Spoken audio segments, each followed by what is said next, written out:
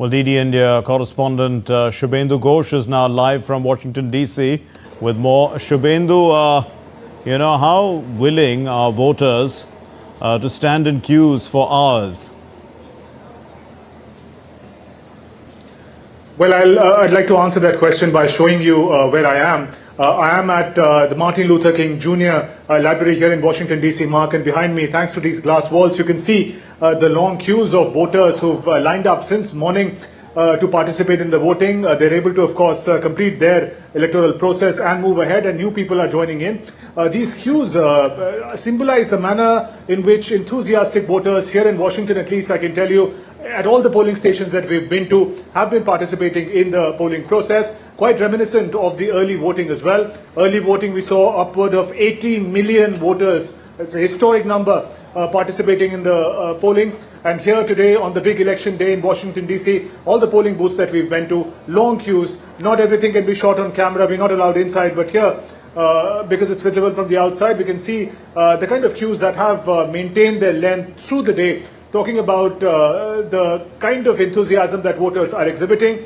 We spoke to some of them. They said that it's not an election that you can afford to sit on the fence. Whether you support Kamala Harris or you support Donald Trump, there are critical issues related to the nation, related to rights of women in particular, and therefore, whatever your stand is, it is very important for people to come out and vote. So we see voters coming with friends, with families in large numbers and exercising their ballot. Mind you, it's not just the position of the US president they're voting for.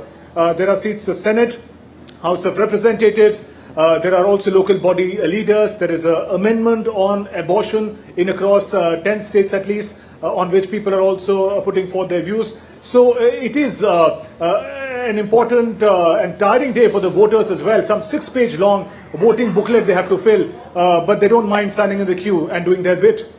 We're also joined by Mr. Anang Mittal, who's a political analyst, also based in Washington, D.C., where Shubhendu is right now. Mr. Mittal, the District of Columbia is a blue district, has been so for the longest time. With the Gen Z now growing up, are we likely to see some change in the way people vote? Not particularly. The District of Columbia went 93% for Biden in the last cycle, 2020, and it's historically always voted Democratic. So that's not likely to change. There are some indicators that Donald Trump may be winning the younger vote, but maybe not the Gen Z vote, maybe the 18 to 29 vote. But even that can be then bisected by saying there may be a gender difference in that as well. For younger people, the concern is much more social concerns than maybe economic concerns if they're in high school or college and they're of voting age. And so their concerns are going to be much more different than the concerns of sort of working class or older Americans. Generally, it's being seen that women are going to be voting for Kamala Harris and college-educated women, that is, and non-college educated males and women are generally going to be voting for the Republican candidate.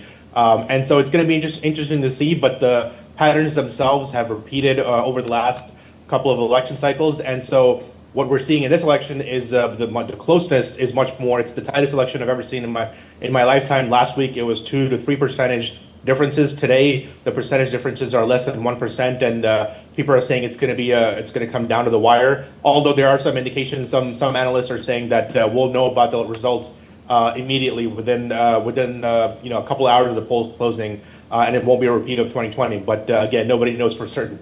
Shubhendu, how incident-free has the polling been so far?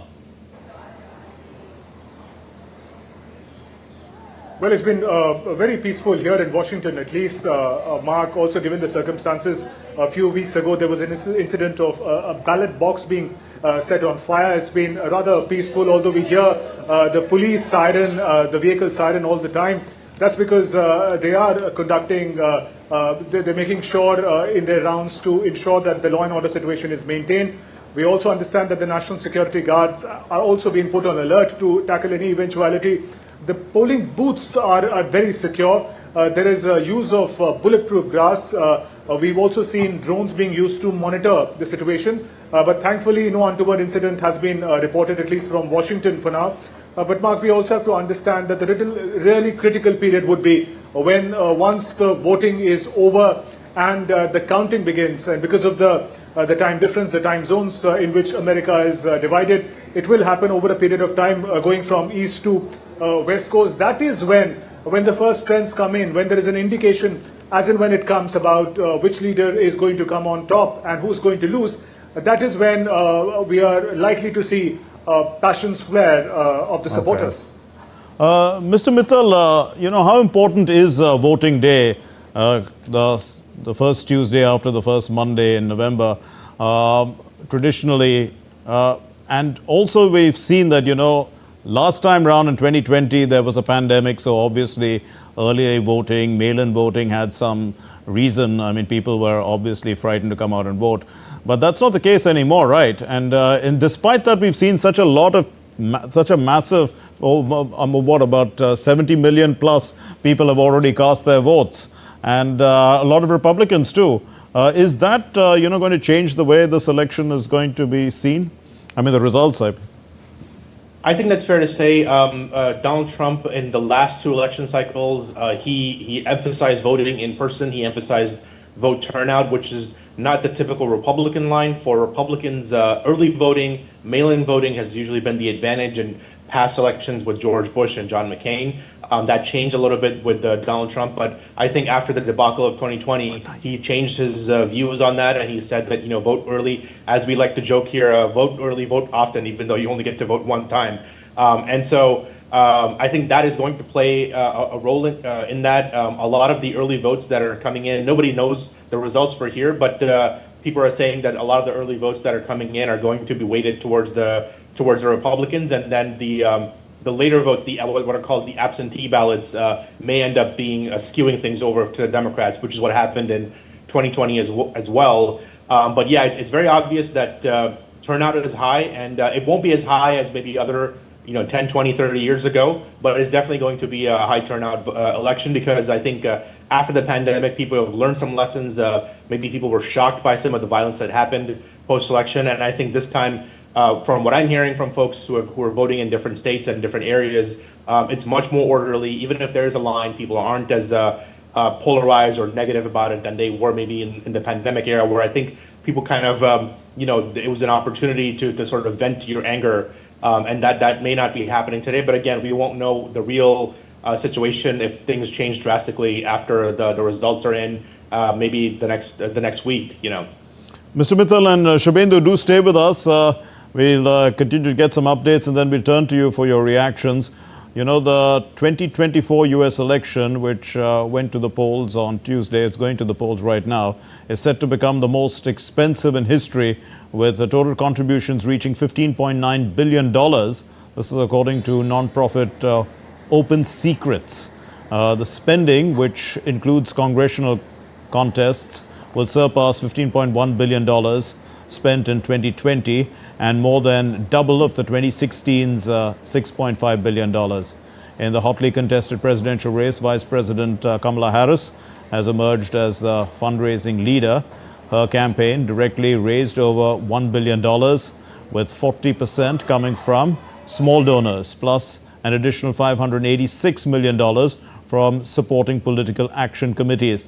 Donald Trump's campaign raised $382 million directly, with 28% from small donors, while affiliated committees, they contributed $694 million. The largest donor was Timothy Mellon, the reclusive 82-year-old banking heir, who contributed $197 million to Trump and the Republican causes.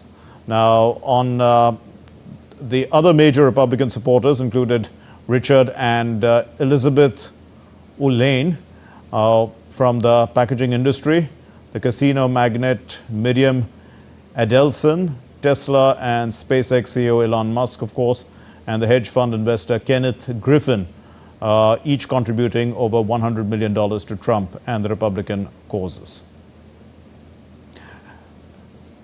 Now, as the U.S. undergoes one of its most consequential presidential elections, the former President former President Barack Obama made an appeal on social media to vote for the Democratic nominee Kamala Harris and her running mate Tim Walz.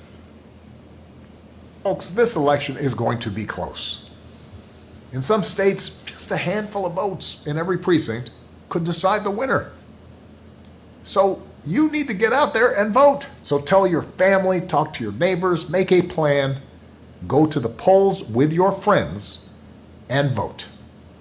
Vote for Kamala Harris and Tim Walz. Head to iwillvote.com to look up your polling place today. So let's turn once again to our guests. Mr. Mittal, why is this the most consequential election as it's being billed? Elon Musk, for one, says that democracy itself is on the ballot. Why do you think that? I mean, what are your views on the subject? Yeah, I think both sides are making this out to be a consequential election and saying things like democracy is on the ballot or democracy is in danger. I think that's a typical campaign rhetoric. I don't know if history will only tell whether this is going to be an actually consequential election. Obviously, you have these novelty factors, which is either if Donald Trump wins, he will be the first or the second non-consecutive president to win 2 terms. The other one being Grover Cleveland in 1868. And if Kamala Harris wins, then she'll be the first female president, as well as the first female African-American and the first Indian origin president of the United States. So that novelty aside, I think the rhetoric from both sides has been very charged. I think post 2020, post 2016, these charges that the democracy itself is in danger if the other side wins have become normalized. And so the Republicans say that the Democrats are going to do things like, shift the Supreme Court, expand it, destroy the Electoral College, which is the American style of elections here, or do things like make DC into a state, which would give 2 extra votes in the Senate to the Democrats and give them a larger majority. And so they're looking at these legislative and judicial changes, structural changes that the Democrats would make as anti-democratic, and also these calls for handling misinformation, for putting people in jail. Maybe Hillary Clinton said that people who are spreading misinformation should go to jail. And so Elon Musk and these Silicon Valley free speech advocates, people who are much more libertarian, maybe who are not as democratic as some of the other financial and business magnates, are saying this is an assault on free speech and this is an assault on American values, and that's from the Republican side, that's the tack. And then for the Democrats, they look at things like the January 6th violence. They look at Trump's rhetoric. Trump also wants to jail his opponents. He says that from time to time, and also says very, very charged negative things about immigrants, and says things about foreign leaders and things like that and American leaders as well that they don't like. So they say that is anti-democratic rhetoric. That is autocratic behavior. There have been lots of rumors that Trump has maybe praised Hitler in the past.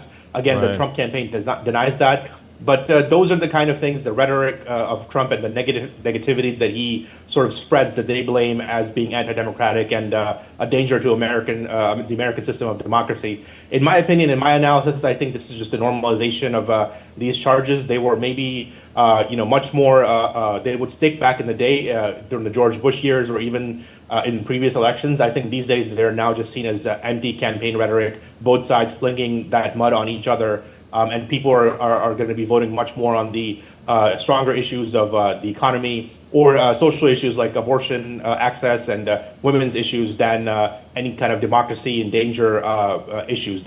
It's just normalized campaign propaganda, in my opinion. Sure. Shubhendu, comment on that, because you've been in the US now for some time, and this obviously this debate has been going on whether democracy is on the ballot.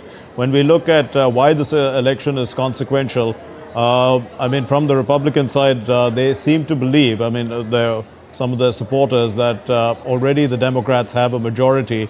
They will win the popular vote for a reasonable period of time. And they don't want this country to become a single-party system. I'm talking about the right-wing YouTubers and things like that I've listened to. These are the kind of remarks that are coming up. To what extent, is the common man affected by this? It's interesting, Mark, the manner in which the extremely polarizing election that we're witnessing here is also percolating down to the way people in general are thinking about these polls. We'll have to see that on very critical issues, the leaders have taken a very opposing stance, whether it's abortion, whether it's border issues, illegal immigration and other issues. Now, we also see that this polarization gets complicated because the voters, in fact, it's almost like when you go to a mall to shop and there are lots of things that you have to buy, one brand seems to offer you something, the other brands offer you something else. But in case of politics, you have to choose one brand and expect everything from them. For example, in the issue of abortion is concerned, Kamala Harris has connected it with the idea of women's empowerment, women's right over their own body, and for her, any vote that is given out in these elections is going to be whether you support women's rights or not. Similarly, Donald Trump appealing to the voters that each time you vote, you have to think about what you think about whether the border should be left open, as Kamala Harris would have it, or should we close it and make America great again. So the very extreme choices that the people have been left with. But what is complicating the matter is that there are also other levels of voting that is happening. For example, there is an amendment on the issue of abortion that is taking place across at least 10 states. Now, we've spoken to some voters who said that they support the Republicans, they support Donald Trump, but not his stand on the issue of abortion. And therefore, they're going to be voting favorably on the abortion issue as far as the amendment is concerned, but perhaps the vote will still go to Donald Trump largely. So we also see those complications being induced in the electoral process. But yes, the polarizing impact of the leaders' rhetoric has had voters really scrambling for what they should vote for, because when they do, there are lots of things that become closed for them, given the extreme polarizing impact of the rhetoric. Right. If we look at some of the issues, Mr. Mittal, you did mention the economy. So to what extent, according to the analysis that is available in the media, the economy is one of the issues in which Trump scores. Of course, abortion is one of the issues in which Kamala Harris wins by a huge margin, and their concern is that the number of women coming out to vote, a majority of them will be voting based on this issue. So, she could win the election based on this issue itself, if all the women are voting in a particular direction. How would you view these two issues, and which one would you think is more important? Well, I would say if we go by the public polls of the American public, economy is the bigger issue for most Americans, even the Democrat side.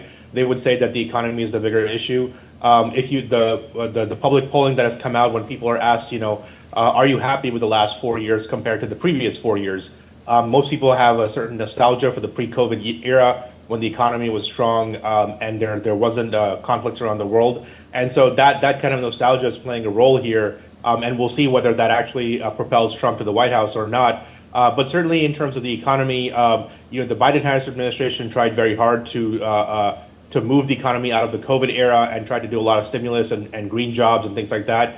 But I don't know if it had an effect. And most voters you ask today, they will say they are not satisfied with the economy. Most young people not satisfied with the economy. And so I think Trump is going to play the winning message there. And I think even the jobs report that came out, the jobs report was supposed to be good this summer, and then it was revealed in late October that America actually lost 100,000 jobs rather than gaining 100,000 jobs. So things like that are what are concerning voters, people out of job, the inflation, the cost of basic dinner table goods has risen, and so those are the issues where the Democrats just have no credibility. On the abortion issue and on the female issues, Trump has tried to triangulate on that issue a lot. He has, even though Roe v. Wade was overturned in 2022, thanks to the judges that Trump appointed on the Supreme Court, he took the victory then, but he has triangulated on it by saying that he's actually not for an outright ban on abortion. He is not going to support any kind of nationwide bans on abortion or IVF. And so those are issues that have blunted some of those attacks, but maybe you have to understand, like I said, the college-educated women tend to vote Democrat, and so they are not going to believe Trump's rhetoric, regardless of whether he's for abortion or against it. And so remains to be seen whether the women who are coming out to vote en masse for Kamala Harris, whether on the abortion issue or on the fact that she is a woman of color, she's going to be the first female president of the United States, whether they're coming out to vote for her on those bases.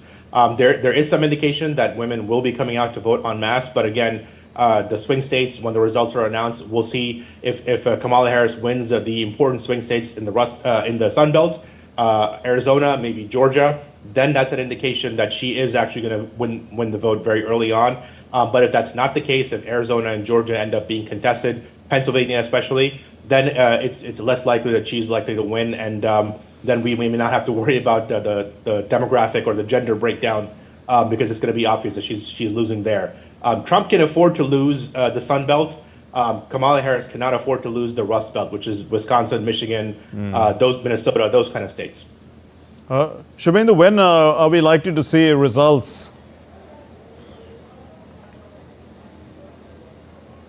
Well, that's a $1 question, or may I say $1 billion question, given the amount of money that has been pumped into these elections, Mark. I'll tell you what is going to follow from here on. We're in Washington, D.C. as I speak. It's just 5 minutes past 5 p.m. in the evening. A couple of more hours, the polling will go on. Between 6 to 8, the polling would conclude in the evening across all the states. But given the time difference, it would happen earlier in the East Coast where Washington is. And then we move towards the West Coast where California is located. So the conclusion of the voting itself will take longer. After that, the counting will begin. If it's postal ballots, the postal ballots will be taken to the counting center, first in the county center, and then the counting will start. If the voting has been done through electronic voting, which is a small but significant percentage of voting here in America, the data would be sent to the counting center. All of this data is going to be put together, and then each county would inform the state about the results that is coming out in their respective counties. Now, we have to understand that unlike India, there is no central National Election Commission that is there, so it is going to be handled by each state differently. So the speed at which the counting is done, speed at which each state declares the winner in electoral college sense, one winner, that is going to take longer. Also, postal ballots that have been sent, they will also take time to be counted. So our estimate is that if the contest is very close, as it is projected to be, then it might take longer. It could take days before we know who's come out on top in this contest. But if there is a fair margin between the two candidates, if either of them is ahead of the other by a great significant margin, it's possible that by past midnight, early morning tomorrow, US time, we should be able to have an idea who's going to be the next president of the United States. Mr. Mittal, to what extent has, the foreign policy affected the elections? Or they seem to be rather driven by the domestic issues. After all, there are two wars in the world, and the rest of the world was looking at the United States as taking a role in conflict resolution, using its power as the sole superpower at the current time to do that. And of course, with the policy that Donald Trump has, which is to make America great again, he doesn't really want, to interfere in international affairs too much. How is that affecting the voter? Yeah, this is a much less foreign policy driven election than in previous times, I would say. Much more based on domestic issues and the personalities of the two candidates, I would say. I think because there are no troops fighting abroad, apart from special forces, American special forces involved in secret operations here and there, or involved in Israel and the Middle East and things like that. There aren't very polarizing topics of foreign policy that there's a lot of money being sent by America. There's a lot of money being sent by America to Ukraine and to Israel. That's right. That's right. So those issues are, again, the judgment of the public that has been polled so far has been that the Biden-Harris administration has not done a great job. We've seen foreign policy crises happen every year. 2021 was the disastrous Afghanistan pullout. 2022 was the Ukraine war. And 2023, we had the Israel conflict, which has continued to this election. And we may still see more issues with China and Taiwan pop up. There are some indications that if Harris wins, that because Democrats are seen as being weaker on foreign policy, considering the last 4 years, that China may actually make some moves towards blockading Taiwan in the South China Sea should Harris win. And so there are some indications that that foreign policy plays a role. But like I said, dinner table issues tend to dominate. But in terms of foreign policy, if you look at Donald Trump, he He has always touted himself as somebody who has a great relationship with the world leaders, that there were no wars, there were no conflicts, major conflicts during his time. He did not commit the United States to any kind of conflict in his time. And so I think that is going to play a role in how voters vote on both candidates, whether they're happy with how the Biden-Harris administration has run the country's foreign policy in the last 4 years, or whether they trust somebody like Donald Trump, who, while he did kill terrorist leaders, he did take on ISIS, he did take on North Korea and China. He made sure to not get involved in any kind of entangling conflicts that would cost American lives, would cost American money. And then obviously from the Democrat side, they would say, well, we're spending money in Ukraine, but we're not sending any troops there. And so we're actually doing a much better job of handling that foreign policy than Donald Trump has.